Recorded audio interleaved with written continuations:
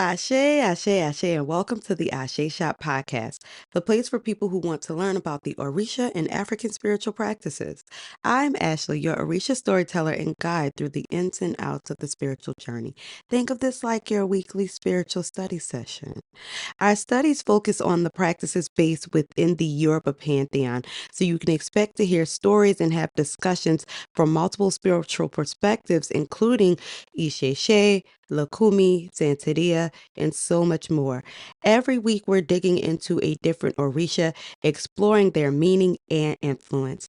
This week, we are discussing the elusive Aganju. His name has been pronounced many different ways. You may hear people say it Agayu, Agayu, Aganju, Aganju.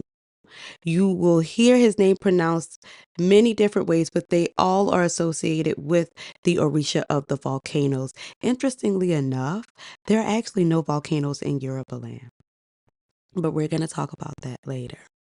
Agayu was born in the center of the earth, and his name is actually said to mean power over the other world and to look as far as the eye can see. Agayu was also often like personified as this giant man, this huge man, like larger than life, abnormally large.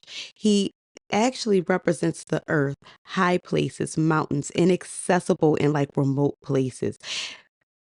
Psychologically, he represents some of the struggles and obstacles, even bad luck that we encounter. Having brilliant careers, a time of day, elders, deformities, winter. A guy who actually is associated with a lot of different things, and we see that there are so many different stories about him. When we look at Aganju, is that he's actually kind of a loner. He usually is off by himself. Many of his stories, people actually have to seek him out in order to find him. I found a very interesting description of Aganju in Alex Kuoko's African narratives of Orisha spirits and other deities. Listen to what he wrote about Aganju. He says Aganju is known as the historical Alafin of Oyo and is an ancient deity, god of the wilderness. Historically, Aganju is said to have been the son of the Alafin Dada Ajaka Bayani, the fourth Alafin of Oyo, from whom Aganju inherited the crown and became the fifth Alafin of Oyo. As the son of Dadabayani, who was the son of Oramian and Shango's older brother, Aganju is Oramian's grandson and Shango's nephew. Aganju reigned for a long time, and the kingdom of Oyo became very prosperous. But towards the end of Aganju's reign, the kingdom of Oyo was plagued by troubles. There were many destructive wars, disputes with local chiefs, and family scandals. Lubegbo, Alafin Aganju's son, was caught committing incest with his mother, Iyayun. For this reason, Aganju sentenced Lubegbo to death. Later on, Aganju, overcome with remorse and grief, became withdrawn and died a short time after. His death came before his wife gave birth to what was believed was it to be his supposed offspring.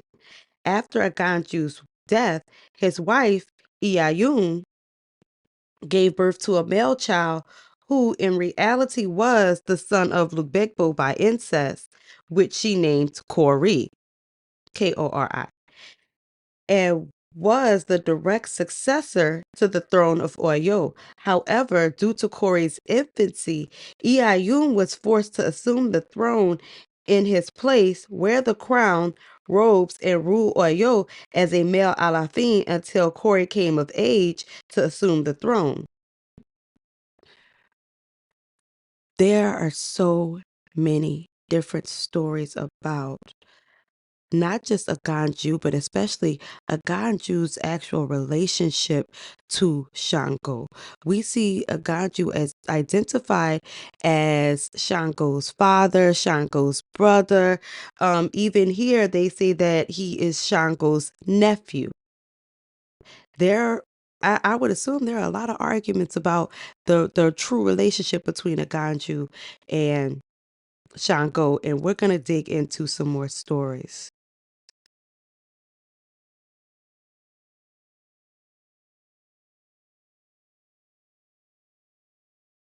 The stories of Aganju's origins are actually very interesting. There are two major stories that speak of Aganju's origin.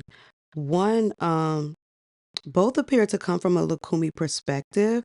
So one is saying that Aganju is the son of Orinya. Orinya translates into she who speaks or converses with fury or fire, or she who speaks with fire. She is represented in like the burning nucleus or the earth's core, which was born directly from Olodumare. Orinya represents the internal sources of the fire that travel from the center of the earth, um, with the great heat, producing tremors, earthquakes, and tidal waves. She is the fire that purifies and manifests itself in lava through volcanoes.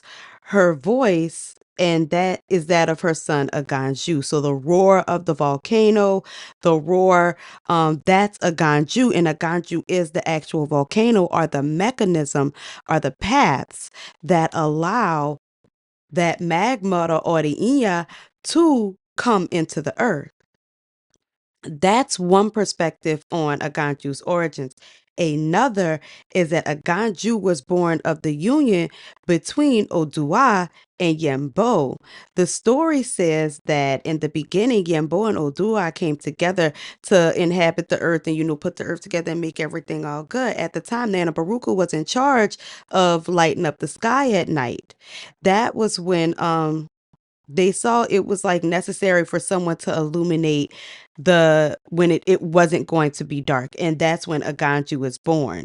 Aganju, he is supposed to be the firstborn son of Yembo, and it says that when he was born he went deep down into the earth, um and immediately ascended to the Ile of Olodumare of heaven, where he began to shine with all his splendor. And this way, apart from associating him with the volcanoes, he's also associated with solar fire, allowing him to be known as Aganyu Sola. Again, two completely different stories that say where he comes from. We even see that his relationships are interesting. One thing that stood out to me about Aganju and his relationships, especially with different female Orisha, we really don't hear about having any relations with male Orisha at all, except for the time that Shango goes and decides to seek him out. But his relationships with female Orisha, he's one of the very few I never hear about being associated with being polygamous or having multiple wives.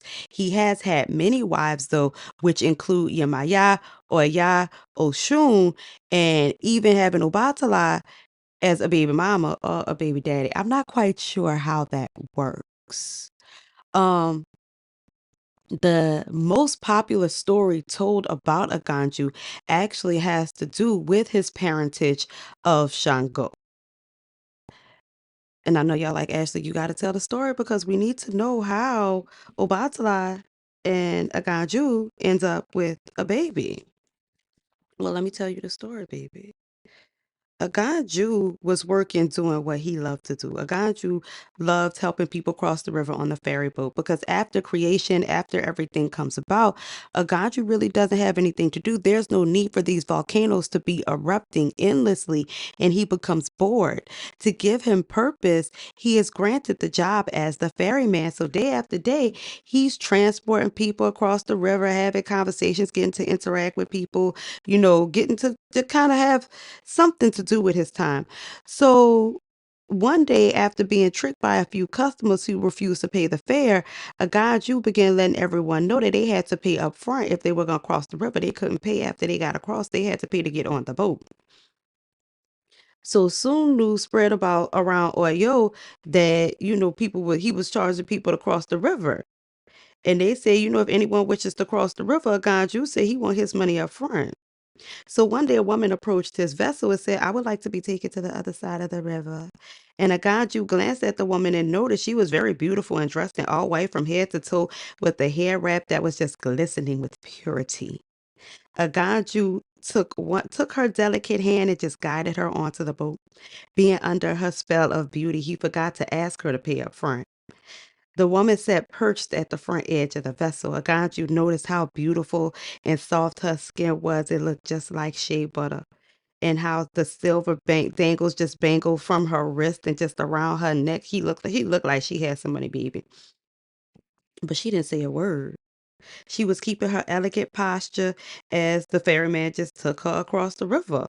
As they approached the riverbank, the woman began to rearrange her clothes and get off the boat. When Aganju anchored the vessel, he held her hand and said, I'll have my money now. The woman just walked off the boat and turned around and looked at him and smiled. Aganju was wondering if she was gonna pay him, and then he was like, I'm not gonna get angry because she too pretty for me to get mad at her. Yet he remembered him having trouble in the past with people not paying him. He was like, man, she trying to play with me. So before he could say anything, she took a big white cloth and laid it on the ground. Then she slowly took off her clothes as Aganju watched in amazement. Lost for words, the woman lay down on the white cloth in a seductive manner. Calling Aganju over to her, Aganju did not hesitate to walk up to her. The woman grabbed him and began kissing him and making passionate love to him. Afterwards, Aganju lay there while the woman bathed in the river. Aganju was so in love with her, he again forgot to ask her for the money. Yet he still did not know who she was. And when she came out the river, she was putting on her clothes. Aganju went and took a dip in the river. The woman took the cloth from the ground, wrapped it around her head in an elegant manner, and walked off the edge of the river, looking into Aganju's eyes. It said, "I, you, Aganju, had just had the pleasure of making love to the great Yemayá." Aganju looked confused while Yemayá vanished before his eyes.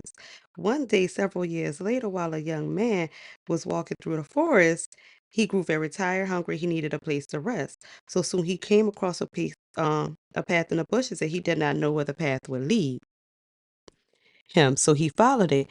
Walking through the dark, dense forest, the grounds where he arrived at the cave entrance, he proceeded inside the cave, which was the home of Aganju. Curiously, the boy began to look around and saw that there was food in abundance. So he proceeded to eat. And so after the little boy had ate all the food, he laid down on the mat to go to sleep. Later on, when the Aganju returned home, he's like, okay, something smells weird. So he looks around and saw that somebody had been eating his food like scraps just thrown on the ground. They just came in here, just ate oxtails, whatever they wanted to eat. So he immediately grabbed his two-headed axe and went searching for who was in his house. So when he walked into his bedroom, he saw that somebody was laying under the cloths on his bed. So he immediately approached the mat with his axe and he grabbed it. He began to strike the intruder, but as soon as he saw the clothes and he saw the little boy, he saw the little boy was scared. So he was like, okay, I'm not gonna do nothing to you because I mean, Aganju is not no little man. Aganju is a big old man. Aganju is like, who are you and what are you doing in my house? Aganju grabbed him by the foot, began to drag the little boy out. The little boy said, let go of me. My name is Shango. I am the son of the great Yemayá. Upon hearing the name Yemayá, Aganju threw Shango into a pool of lava, child. Girl, why Aganju got a pool of lava right in the middle of his house? But Aganju said, years ago, I met a woman named Yemayá, and Shango said Yemayá is my mother. She told me that my father was a tall, gigantic man who was a ferryman in the river. When Aganju heard that what Shango said, he became furious. And Shango said, you not my father. And Shango was like, look, that's just what I heard. And he was like, Shango, I'm not your daddy. Um, but Shango was sure because he's like, you fit the description. A, a guys you got mad and was determined to end Shango's arrogance against at once because a guys you was like, I ain't got no children. You not my child. Shango was sitting there saying, well, it sounds like, you my daddy. With one stump of Aganju's foot, Shango bounced into the pool of hot lava. Aganju's rage was so intense he was just gonna let Shango melt. But then Shango popped up out the pool of lava and was like, man, is you trying to kill me? Suddenly, a beautiful goddess appeared and rescued Shango and brought him up to the surface of the ocean. When she took him to shore, she cleaned him up.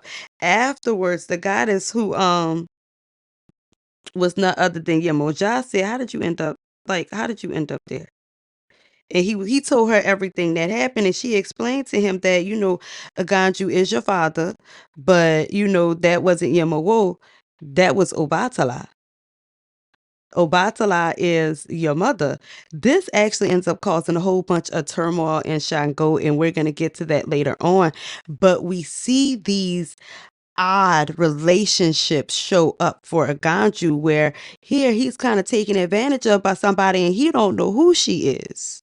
And he ends up confronted years later by a man who's saying he's his son. Hmm. There's also stories that relate to Aganju being the husband of Oya. They said that when the volcano erupts, it's Oya's winds that carry the ashes and smoke everywhere, seeing a joining of these two energies. His voice is like the eruption of the volcano, loud and can be heard all over, the sound that is carried through the winds by Oya.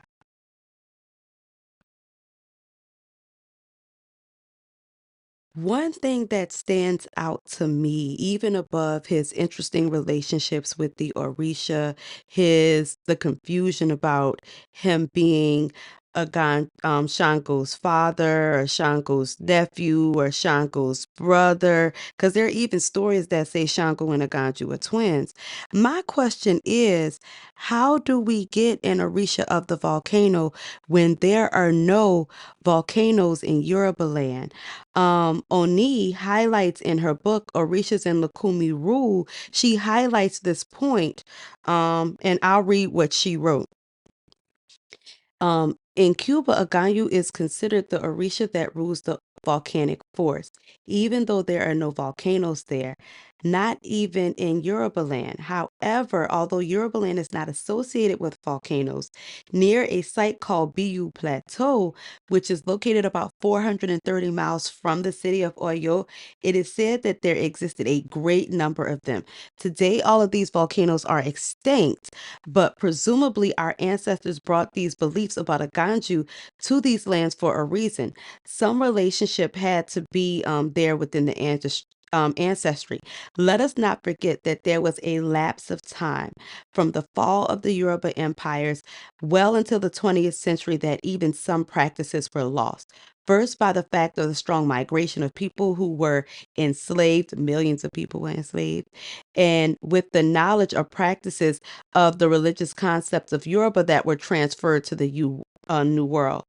And on the other hand, foreign occupation limited the updating of any religious practices in Yoruba land. It is also said of Aganyu that even his worship as Orisha practically ceases to take place since, like Ochosi of Ketu, his hometowns were destroyed by enemy invasion, which does kind of give us insight into why we might see so many different stories about Aganju, why people know of his existence, but there's confusion about what did he actually do, what was his actual purpose. This was lost to people being taken during the slave trade through migration of people over time, through the influence of the introduction of Christianity to society, because you're going to see that once Christianity is introduced into a society, their indigenous practices and their indigenous beliefs will often cease to adapt or evolve and are often destroyed or completely removed by the influence of Christianity. Is that what happened to Aganju? Is that why we have so many conflicting roles and conflicting stories within this Orisha? In present day, because volcanoes still erupt and we do see the energy of Aganju there, but in present day, he's really seen as the ferryman, the one who helps you across the way, the one who helps you across the barrier, because you could see the river as an uncrossable barrier, something you can't cross on your own.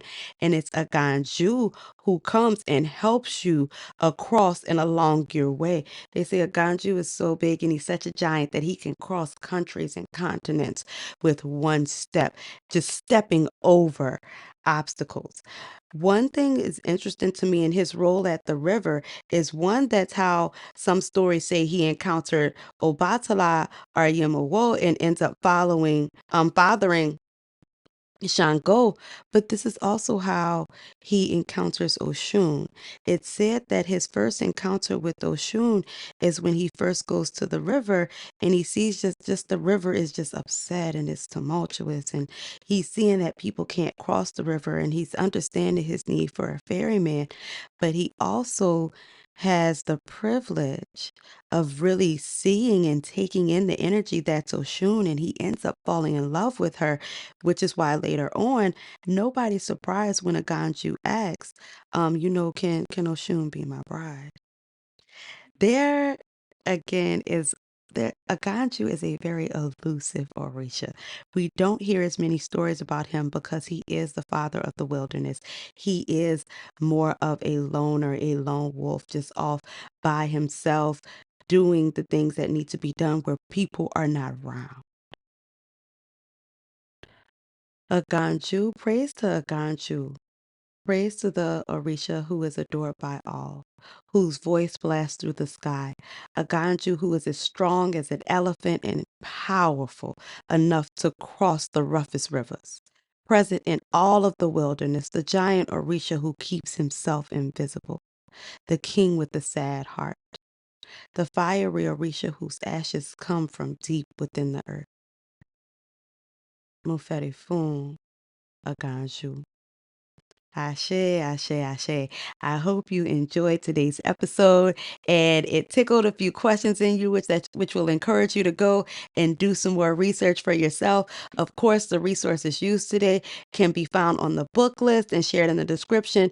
Make sure you visit me at theasheshop.com where you can check out our classes, book an individual session with me, or anoint your body with our spiritual bath and body products. Thank you for visiting the Ashe Shop. Ashe, ashe. Ashe. Oh.